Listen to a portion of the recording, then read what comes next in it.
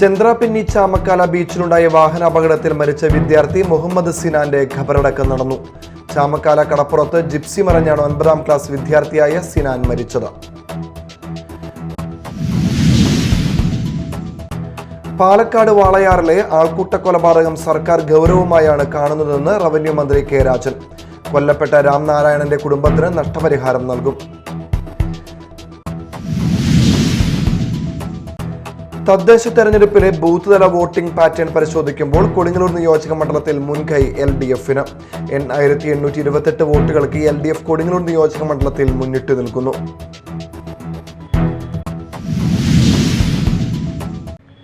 നമസ്കാരം, ന്യൂസ് റൗണ്ടപ്പിലേക്ക് സ്വാഗതം. വിശദമായ വാർത്തകൾ നോക്കാം. ചന്ദ്രാപിന്നി ചാമക്കാല ബീച്ചിലുണ്ടായ വാഹനാപകടത്തിൽ മരിച്ച വിദ്യാർത്ഥി മുഹമ്മദ് സിനാന്റെ ഖബറടക്കം നടന്നു. ചാമക്കാല ജുമാ മസ്ജിദ് ഖബർസ്ഥാനിലാണ് ഖബറടക്കം നടന്നത്. ചാമക്കാല കടപ്പുറത്ത് ജിപ്സി മറിഞ്ഞാണ് 9ാം ക്ലാസ് വിദ്യാർത്ഥിയായ സിനാൻ മരിച്ചത്. കഴിഞ്ഞ ദിവസം വൈകിട്ട് 6:30 ചാമക്കാല രാജീവ് റോഡ് ബീച്ചിൽ വെച്ചാണ് സംഭവം. ചന്ദ്രാപിന്നി ചാമക്കാല കടപ്പുറത്ത് ജിപ്സി മറിഞ്ഞാണ് 9ാം ക്ലാസ് വിദ്യാർത്ഥിയായ സിനാൻ മരിച്ചത്. ചാമക്കാല രാജീവ് റോഡിൽ പള്ളിത്തറ വീട്ടിൽ ഫൈസലിന്റെ മകനാണ് 14 വയസ്സുള്ള സിനാൻ. കൂട്ടുകാരനുമൊത്ത് കടപ്പുറത്ത് എത്തിയതായിരുന്നു സിനാൻ. ഈ സമയത്ത് പരിചയമുള്ള ഒരാൾ കടപ്പുറത്ത് ജിപ്സി ഓടിക്കുന്നത് കണ്ട് ഇതിൽ കയറിയിരുന്നു. ജിപ്സി ഓട്ടത്തിനിടെ പെട്ടെന്ന് നിയന്ത്രണം തെറ്റി മറിഞ്ഞാണ് അപകടമുണ്ടായത്. തെറിച്ചു വീണ സിനാൻ വാഹനത്തിനിടയിൽ കുടുങ്ങുകയായിരുന്നു. ഉടൻ തന്നെ പുറത്തെടുത്ത് ഇതേ വാഹനത്തിൽ ആശുപത്രിയിൽ എത്തിച്ചെങ്കിലും സിനാൻ മരിച്ചിരുന്നു. കൂടെയുണ്ടായിരുന്ന കൂട്ടുകാരനും ചെറിയ പരിക്കുണ്ട്. Media time, Kaipamangalam. പാലക്കാട് വാളയാറിലെ ആൾക്കൂട്ട കൊലപാതകം സർക്കാർ ഗൗരവമായാണ് കാണുന്നതെന്ന് റവന്യൂ മന്ത്രി കെ രാജൻ. കൊല്ലപ്പെട്ട രാംനാരായണന്റെ കുടുംബത്തിന് നഷ്ടപരിഹാരം നൽകും. മുഖ്യമന്ത്രിയുടെ ദുരിതാശ്വാസ നിധിയിൽ നിന്നാകും തുക കൈമാറുക. തീരുമാനങ്ങൾ എടുക്കേണ്ടത് മന്ത്രിസഭാ യോഗമാണെന്നും മന്ത്രി കെ രാജൻ പറഞ്ഞു. മലയാളത്തിന് തന്നെ അപമാനകരമായിട്ടുള്ള സംഭവമാണ് ഉണ്ടായതെന്ന കാര്യത്തിൽ ആർക്കും തർക്കമില്ല. രാംനാരായണന്റെ മരണം അത്യന്തം ഗൗരവത്തോടു കൂടി തന്നെയാണ് ഗവൺമെൻറ് കാണുന്നത്. കേസിൻ്റെ കാര്യത്തിൽ സർക്കാർ ഗൗരവമായിട്ട് തന്നെയാണ് അതിനെ കാണുന്നത്. യഥാർത്ഥത്തിൽ വംശീയ വിധത്തിലുള്ള ആക്ഷേപം ഉണ്ടായിട്ടുള്ള ഒരു വിഷയമാണ്. ബംഗ്ലാദേശി എന്ന പേരുൾപ്പെടെ വിളിച്ചുകൊണ്ട് ആക്രമിക്കപ്പെട്ടു എന്നതുമായി ബന്ധപ്പെട്ട അറിവുകളാണ് പുറത്തു വന്നിരിക്കുന്നത്. അത് ആധികാരികമായി സ്ഥിരീകരിക്കാൻ ബന്ധപ്പെട്ട SITയും അതുമായി ബന്ധപ്പെട്ട ആളുകളുമാണ് ചെയ്യേണ്ടത്. SIT വളരെ കൃത്യമായിട്ടായിരിക്കും അന്വേഷണം നടത്തുക. ഇതിൻ്റെ പിന്നിൽ പ്രവർത്തിച്ച ഒരാളെയും വെറുതെ വിടില്ല. പഴുതടച്ചിട്ടുള്ള അന്വേഷണമായിരിക്കും അതുമായി ബന്ധപ്പെട്ട് നടത്താൻ വേണ്ടി പോകുന്നത്. പാലക്കാട് പുതുശ്ശേരിയിൽ ക്രിസ്തുമസ് കരോൾ സംഘത്തിന് നേരെയുണ്ടായ ആക്രമണത്തിൽ പ്രതികരണവുമായി CBCI അധ്യക്ഷൻ ആർച്ച് ബിഷപ്പ് മാർ ആൻഡ്രൂസ് താഴത്ത്. വർഗീയമായി ആരെങ്കിലും ചിന്തിക്കുന്നുണ്ടെങ്കിൽ അവരോട് ക്ഷമിക്കണമേ എന്നാണ് പറയാനുള്ളതെന്നും ആർച്ച് ബിഷപ്പ് പറഞ്ഞു. നിഷേധാത്മകമായ രീതിയിൽ ചിന്തിക്കുകയും പ്രവർത്തിക്കുകയും ചെയ്യുന്നവരെ ദയവായിട്ട് അതിൽ നിന്ന് മാറി നിൽക്കുകയാണ് അഭ്യർത്ഥിക്കാൻ മാത്രം പറ്റുള്ളൂ. അതുകൊണ്ട് അതിനെതിരായിട്ട് ശത്രുതാപരമായ ഒരു പ്രവൃത്തി ഉണ്ടാകാൻ പാടില്ല. അങ്ങനെ ചെയ്യുന്നത് ക്രിസ്മസ് ചാരിറ്റി. ക്രിസ്മസിന്റെ കരോൾ തന്നെ തുടങ്ങിയത് മാലാഖമാർ പാടിയത്. ആദ്യത്തെ ക്രിസ്മസ് കരോൾ മാലാഖമാർ പാടിയതായിരുന്നു.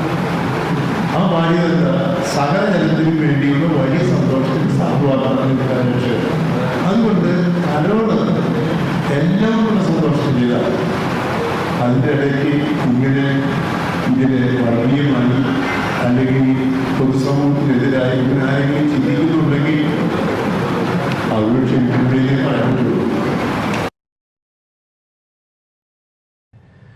തദ്ദേശ തെരഞ്ഞെടുപ്പിലെ ബൂത്ത് തല വോട്ടിംഗ് പാറ്റേൺ പരിശോധിക്കുമ്പോൾ കൊടുങ്ങല്ലൂർ നിയോജക മണ്ഡലത്തിൽ മുൻകൈ LDF-ന് തന്നെ. തിരഞ്ഞെടുപ്പ് കമ്മീഷൻ പുറത്തുവിട്ട അവസാന കണക്കുകളിൽ ആകെയുള്ള വോട്ടുകൾ എടുത്തു പരിശോധിച്ചാൽ 8,828 വോട്ടുകൾക്ക് LDF കൊടുങ്ങല്ലൂർ നിയോജക മണ്ഡലത്തിൽ മുന്നിട്ട് നിൽക്കുകയാണ്. 59,918 വോട്ടുകൾ LDF നേടിയപ്പോൾ 51,090 വോട്ടുകളാണ് UDF സമാഹരിച്ചത്. ന്യൂസ് ഡെസ്ക് തയ്യാറാക്കിയ റിപ്പോർട്ട് കാണാം. തദ്ദേശ തെരഞ്ഞെടുപ്പ് കഴിഞ്ഞു, പുതിയ അംഗങ്ങൾ ചുമതലയും ഏറ്റു. എന്നാൽ തെരഞ്ഞെടുപ്പ് ബാക്കി വച്ച ചില കണക്കുകളുണ്ട്. ഏതാനും മാസങ്ങൾക്കകം നടക്കാൻ പോകുന്ന നിയമസഭാ തെരഞ്ഞെടുപ്പിനെ ഈ കണക്കുകൾ എങ്ങനെ ബാധിക്കുമെന്നാണ് നാം പരിശോധിക്കുന്നത്. ഗ്രാമപഞ്ചായത്തിലെ വോട്ടർ പട്ടികയല്ല പുതുക്കിയ വരാനിരിക്കുന്ന SIR വോട്ടർ പട്ടിക എന്നറിയാം. എന്നാൽ പറയാൻ പോകുന്ന കണക്കുകൾ രാഷ്ട്രീയ പട്ടികയുടേതാണ്. ഗ്രാമപഞ്ചായത്ത് തലത്തിൽ സ്ഥാനാർത്ഥിയുടെ വ്യക്തിപരമായ കഴിവുകൾക്കപ്പുറമുള്ള വോട്ടുകൾ എത്രത്തോളം രാഷ്ട്രീയമായി പരിണമിച്ചു എന്നുകൂടി പരിശോധിക്കാനുള്ള ഒരു അവസരമാണിത്. തെരഞ്ഞെടുപ്പ് കമ്മീഷൻ പുറത്തുവിട്ട അവസാന കണക്കുകൾ വെച്ച് കൊടുങ്ങല്ലൂർ നിയോജക മണ്ഡലത്തിലെ ഓരോ ബൂത്തുകളിലെയും ജനങ്ങൾ എങ്ങനെ ചിന്തിച്ചു, എങ്ങനെയൊക്കെ രാഷ്ട്രീയമായി വോട്ടുകൾ രേഖപ്പെടുത്തി എന്നുള്ളതിൻ്റെ ഒരു അവലോകനമാണ് ഇനി പറയാൻ പോകുന്നത്. കൊടുങ്ങല്ലൂർ മുനിസിപ്പാലിറ്റി അടക്കം 7 തദ്ദേശ സ്ഥാപനങ്ങളാണ് കൊടുങ്ങല്ലൂർ നിയോജക മണ്ഡലത്തിൽ ഉൾപ്പെടുന്നത്. അവിടങ്ങളിൽ UDFനും LDFനും NDAയ്ക്കും എത്രത്തോളം വോട്ടുകൾ സമാഹരിക്കാൻ കഴിഞ്ഞു എന്ന് നമുക്ക് ഒന്ന് പരിശോധിക്കാം. ആദ്യം കൊടുങ്ങല്ലൂർ മുനിസിപ്പാലിറ്റിയിലേക്ക് പോകാം. കൊടുങ്ങല്ലൂർ മുനിസിപ്പാലിറ്റിയിൽ ആകെയുള്ള 46 ഡിവിഷനുകളിൽ നിന്ന് LDF നേടിയത് 25 സീറ്റുകൾ, NDA നേടിയത് 18 സീറ്റുകൾ, UDF 3 സീറ്റ്. സീറ്റ് നില ഇങ്ങനെയാണെങ്കിലും LDFന് മുനിസിപ്പാലിറ്റിയിൽ ആകെ നേടാനായത് 19,463 വോട്ടുകളാണ്. തൊട്ടുപിറകിലുള്ള BJP വഹിക്കുന്ന NDAയ്ക്ക് നേടാനായത് 18,758 വോട്ടുകൾ. കൊടുങ്ങല്ലൂർ മുനിസിപ്പാലിറ്റിയിൽ 2020 ഒരു സീറ്റിൽ മാത്രം അവശേഷിച്ചിരുന്ന UDF നില മെച്ചപ്പെടുത്തി 3 സീറ്റ് നേടിയപ്പോൾ ആകെ ലഭിച്ചത് 7,216 വോട്ടുകൾ. മുനിസിപ്പാലിറ്റിയിലെ വിവിധ ഡിവിഷനുകളിൽ മത്സരിച്ച എല്ലാ സ്വതന്ത്ര സ്ഥാനാർത്ഥികൾക്കും ആകെ സമാഹരിക്കാനായത് 683 വോട്ടുകൾ മാത്രം. ചുരുക്കി പറഞ്ഞാൽ 19,463 വോട്ടുകൾ നേടിയ LDFന് തൊട്ടു പിറകിൽ നിൽക്കുന്ന 18,758 വോട്ടുകൾ നേടിയ NDAയും തമ്മിലുള്ള വ്യത്യാസം 705 വോട്ടുകൾ മാത്രമാണ്. അതായത് 705 വോട്ടുകൾക്ക് LDF കൊടുങ്ങല്ലൂർ മുനിസിപ്പാലിറ്റിയിൽ മുന്നിട്ട് നിൽക്കുന്നു എന്ന് സാരം. ഇനി നമ്മൾ അന്നമനടയിലേക്കാണ് പോകുന്നത്. അന്നമനടയിൽ വൻ ഭൂരിപക്ഷത്തിലാണ് UDF വിജയിച്ചു കയറിയത്. UDFന് വ്യക്തമായി 14 സീറ്റുകളുണ്ട്.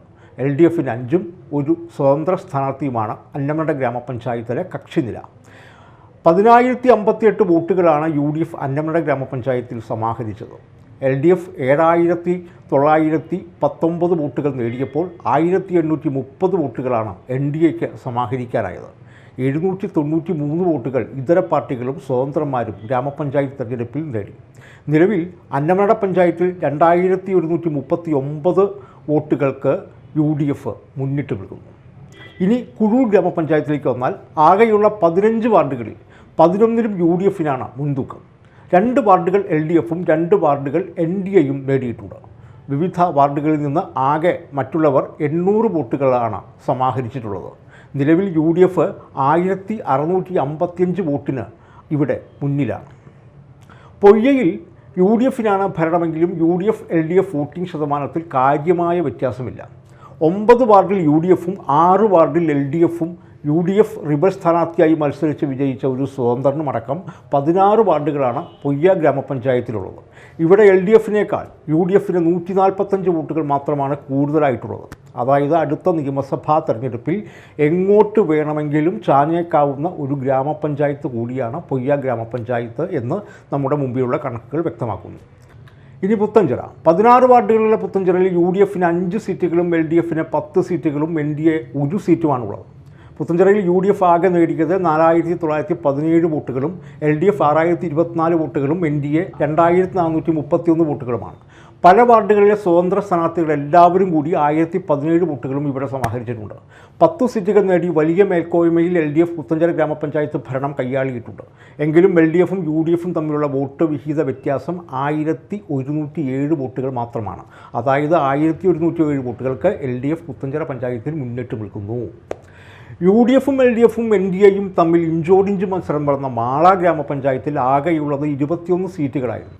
ഇവിടെ LDF 9, UDF 8, NDA 4 എന്നിങ്ങനെയാണ് കക്ഷിനില.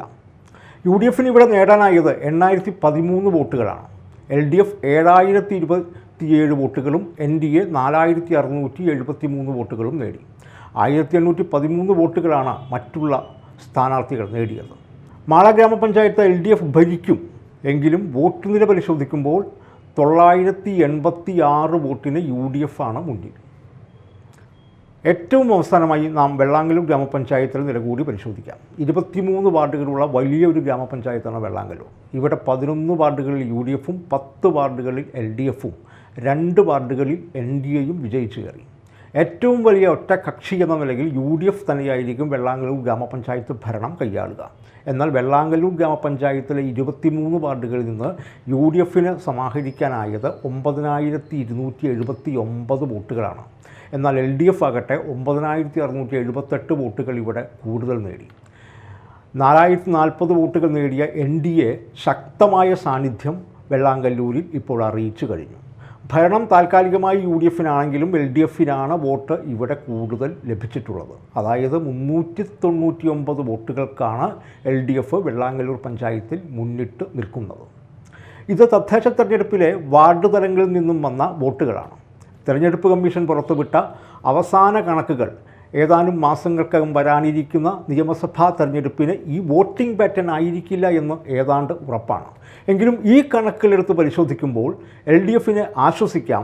കൊടുങ്ങല്ലൂർ നിയോജകമണ്ഡലത്തിൽ ആകമാനം 59,918 വോട്ടുകൾ നേടിയ LDFന് കൊടുങ്ങല്ലൂർ നിയോജകമണ്ഡലത്തിൽ ഒരു അപ്രമാദിത്വം നിലവിലുണ്ട്. 8828 വോട്ടുകൾക്കാണ് UDFനേക്കാൾ LDF മുന്നിട്ട് നിൽക്കുന്നത്. വരുന്ന നിയമസഭാ തെരഞ്ഞെടുപ്പ് പുതുക്കിയ SIR പട്ടിക മുൻനിർത്തിയായിരിക്കും. പഴയ പട്ടികയിൽ നിന്ന് എത്ര പേർ പുറത്തു പോകുമെന്നോ എത്ര പേർ അകത്തേക്ക് വരുമെന്നോ ഇനിയും നമുക്ക് നിർവചിക്കാൻ ആയിട്ടില്ല. ആ വരുന്ന പട്ടികയും അന്നത്തെ രാഷ്ട്രീയ കാലാവസ്ഥയും ആരെ പിന്തുണയ്ക്കുമെന്നും നമുക്ക് പറയാറായിട്ടില്ല. എന്നാൽ ഈ ജനഹിതത്തിൽ ചില അടിയൊഴുക്കുകൾ പലയിടങ്ങളിലും ഉണ്ടായിട്ടുണ്ട്. മിക്ക പഞ്ചായത്തുകളിലെയും വാർഡുകളിലെയും ബൂത്തുകളിലെയും വോട്ടിംഗ് നില തലനാരിഴകീറി പരിശോധിക്കുമ്പോൾ ചില രാഷ്ട്രീയ സൂചനകളുണ്ട്. അതേക്കുറിച്ചുള്ള റിപ്പോർട്ടുകളുമായി മീഡിയ ടൈം വീണ്ടും വരും. News desk media time. ഇനി മറ്റു വാർത്തകൾ ഒറ്റനോട്ടത്തിൽ. പൊയ്യയിൽ ഹോട്ടലിൽ ഗ്യാസ് സിലിണ്ടറിന് തീപിടിച്ചു. പൊയ്യ ജംഗ്ഷനിലെ കാട്ടുകാരൻ രാജേന്ദ്രന്റെ ഹോട്ടലിലാണ് ഗ്യാസ് സിലിണ്ടറിന് തീപിടിച്ചത്. തിങ്കളാഴ്ച വൈകിട്ടാണ് സംഭവം. മാള ഫയർഫോഴ്സ് എത്തി തീയണച്ചു. സംഭവ സമയത്ത് ഹോട്ടലിൽ തൊഴിലാളികൾ ഉൾപ്പെടെ 4 പേരാണ് ഉണ്ടായിരുന്നത്. അപകടത്തിൽ ഹോട്ടലിന് കേടുപാടുകൾ സംഭവിച്ചു. ആളഭയമില്ല. സ്കൂൾ കുട്ടികൾക്ക് വിതരണം ചെയ്യുന്നതിനായി കൊണ്ടുവന്ന കഞ്ചാവുമായി യുവാവ് അറസ്റ്റിൽ. കൊടകര വല്ലപ്പാടി മുരിങ്ങത്തേരി വീട്ടിൽ ലളിത് പ്രശാന്ത് എന്നയാളെയാണ് പോലീസ് പിടികൂടിയത്. നടപടിക്രമങ്ങൾക്ക് ശേഷം കോടതിയിൽ ഹാജരാക്കിയ പ്രതിയെ റിമാൻഡ് ചെയ്തു. Kodakara police station inspector PK Das, sub inspector MR Krishnaprasad, ASIമാരായ Saju, Binu Paulose, Ashlin John, Sheeba, senior civil police ഓഫീസർമാരായ Pratheesh, Denin, civil police officer Ajith എന്നിവർ ചേർന്നാണ് പ്രതിയെ പിടികൂടിയത്. മോഷണ ശ്രമത്തിനിടയിൽ നിരവധി മോഷണ കേസിലെ പ്രതിയായ 51കാരനെ പിടികൂടി. കാര എടവിലങ്ങ് സ്വദേശി പ്ലാക്കൽ വീട്ടിൽ ഫൈസലിനെയാണ് കൊടുങ്ങല്ലൂർ പോലീസ് അറസ്റ്റ് ചെയ്തത്. കഴിഞ്ഞ ദിവസം രാത്രി കൊടുങ്ങല്ലൂർ കിഴക്കേ നടയിലുള്ള മേത്തല തിരുവഞ്ചിക്കുളം സ്വദേശി കൈതക്കാട്ട് വീട്ടിൽ ജിതിൻ്റെ ഉടമസ്ഥതയിലുള്ള ടെക്സ്റ്റൈൽസ് ഷോപ്പിൽ മോഷണം നടത്താനെത്തിയ സംഭവത്തിലാണ് അറസ്റ്റ് ചെയ്തത്. ഫൈസൽ 24 ക്രിമിനൽ കേസിലെ പ്രതിയാണ്. Kodungallur police station SHO Arun BK, SI Sajil KG, ASI Bineesh, GSPO Shameer, CPO Jineesh എന്നിവരാണ് അന്വേഷണ സംഘത്തിലുണ്ടായിരുന്നത്. അതിരപ്പിള്ളിയിൽ റിസോർട്ടുകൾ കേന്ദ്രീകരിച്ച് അനധികൃത മദ്യവിൽപ്പന നടത്തിയയാളെ പോലീസ് അറസ്റ്റ് ചെയ്തു. വെറ്റിലപ്പാറ മേച്ചേരി വീട്ടിൽ ബിജുവിനെയാണ് അറസ്റ്റ് ചെയ്തത്. ഇയാളിൽ നിന്നും 3.8 ലിറ്റർ മദ്യം പിടിച്ചെടുത്തു. അതിരപ്പള്ളി SHO മനീഷ് പൗലോസിന്റെ നേതൃത്വത്തിൽ നടത്തിയ പരിശോധനയിലാണ് പ്രതിയെ പിടികൂടിയത്. റിസോർട്ടുകളിൽ അനധികൃതമായി മദ്യവിൽപ്പന നടക്കുന്നുണ്ടെന്ന പരാതിയെ തുടർന്നാണ് പരിശോധന നടത്തിയത്. യൂട്യൂബർ ടാക്സിയുടെ മറവിൽ രാസലഹരി കേരളത്തിലേക്ക് കടത്തുന്ന മൊത്തവിൽപ്പനക്കാരൻ നേവി അതുലിനെ ബാംഗ്ലൂരിൽ നിന്നും പിടികൂടി. നവംബർ 14 ചാലക്കുടി KSRTC സ്റ്റാൻഡിൽ നിന്നും 56.120 ഗ്രാം MDMA പിടികൂടിയ സംഭവത്തിൽ 2 യുവതികളടക്കം 5 പേരെ പോലീസ് അറസ്റ്റ് ചെയ്തിരുന്നു. ഇവരെ ചോദ്യം ചെയ്തപ്പോഴാണ് മൊത്തവിതരണക്കാരനെ കുറിച്ചുള്ള വിവരം ലഭിച്ചത്. തുടർന്നാണ് മൊത്തവിൽപ്പനക്കാരനായ YouTuber taxi driver navy Athul എന്ന രാമനാട്ടുകര കായിക്കോട്ട് വീട്ടിൽ അതുലിനെ ചാലക്കുടി പോലീസ് സംഘം അറസ്റ്റ് ചെയ്തത്. ലഹരിക്കടിമപ്പെട്ട് പൊതുജനങ്ങളെ ശല്യം ചെയ്ത കേസിൽ കോഴിക്കോട് ഫറൂഖ് പോലീസ് സ്റ്റേഷനിൽ അതുലിന്റെ പേരിൽ കേസുണ്ട്. Poyya Pulipparambu saint Mary's English medium nursery സ്കൂളിൽ ക്രിസ്തുമസ് ആഘോഷം നടന്നു. ഫാദർ ഹാലറ്റ് തുളപ്പറമ്പൻ ഉദ്ഘാടനം ചെയ്തു. സിസ്റ്റർ മരിയ ക്രിസ്തുമസ് സന്ദേശം നൽകി. മാത്യൂസ് ചക്കാലക്കൽ, സിസ്റ്റർ ജോമി, ഡയാന ജോർജ്, ഈസ മരിയ, മേരി പോളച്ചൻ എന്നിവർ സംസാരിച്ചു. കൊടകര സഹൃദയ കോളേജിൽ ക്രിസ്തുമസ് പരിപാടികളുടെ ഭാഗമായി സമാവേശ് പരിപാടി വ്യത്യസ്തമായി. ആശാഭവൻ, അന്നമനട സൈറിൻ സ്പെഷ്യൽ സ്കൂൾ കൊടുങ്ങ, മഡോണ സ്പെഷ്യൽ സ്കൂൾ പോട്ട എന്നിവിടങ്ങളിൽ നിന്നുള്ള 150ഓളം ഭിന്നശേഷി വിഭാഗത്തിൽപ്പെട്ട വിദ്യാർത്ഥികൾക്ക് കോളേജിൽ ക്രിസ്തുമസ് വിരുന്നൊരുക്കി.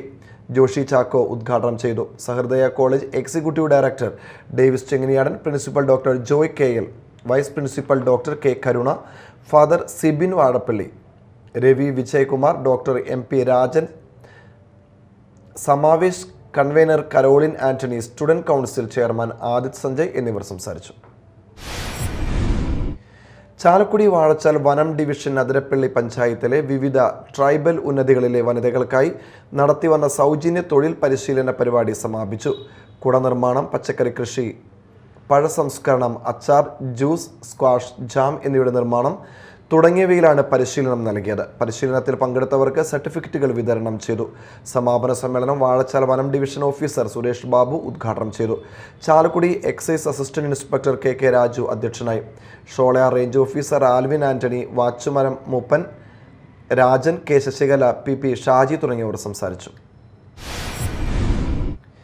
വിശാഖപട്ടണത്ത് നടന്ന 63ാമത് നാഷണൽ റോളർ സ്കേറ്റിംഗ് ചാമ്പ്യൻഷിപ്പിൽ റോളർ ഹോക്കി വിഭാഗത്തിൽ മെഡലുകൾ നേടിയവരെയും പങ്കെടുത്തവരെയും പരിശീലകരെയും മാള ഹോളി ഗ്രേസ് അക്കാദമി ആദരിച്ചു. വിവിധ വിഭാഗങ്ങളിലായി കേരള ടീമിൽ ഹോളി ഗ്രേസിൽ നിന്നും 14 പേർ പങ്കെടുത്തു. കേരളത്തിലെ വിവിധ ജില്ലകളിലും വിദ്യാഭ്യാസ സ്ഥാപനങ്ങളിൽ നിന്നുമായി ഏറ്റവും അധികം പേർക്ക് സെലക്ഷൻ ലഭിച്ചത് ഹോളി ഗ്രേസിൽ നിന്നാണ്. ഇവരിൽ 7 പേർക്ക് ദേശീയ തലത്തിൽ മെഡൽ നേടാനുമായി. അനുമോദന യോഗത്തിൽ holy grace academy chairman Benny John Ainikkal അധ്യക്ഷനായിരുന്നു.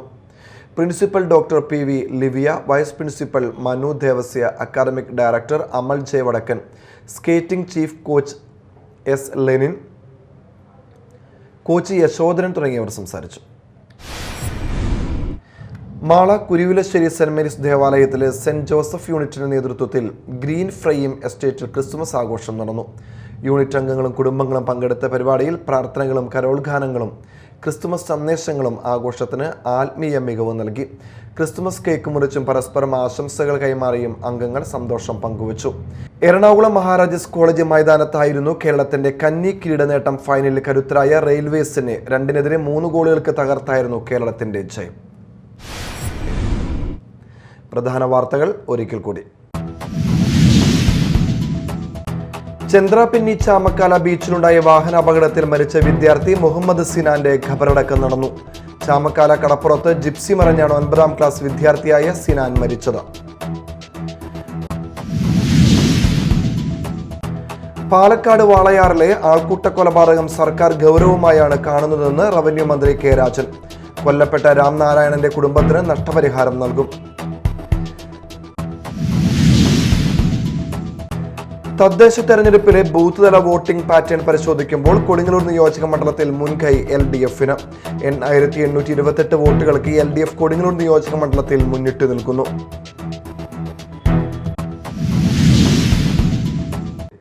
ഇതോടെ ന്യൂസ് റൗണ്ട് അപ്പ് സമാപിച്ചു. നമസ്കാരം.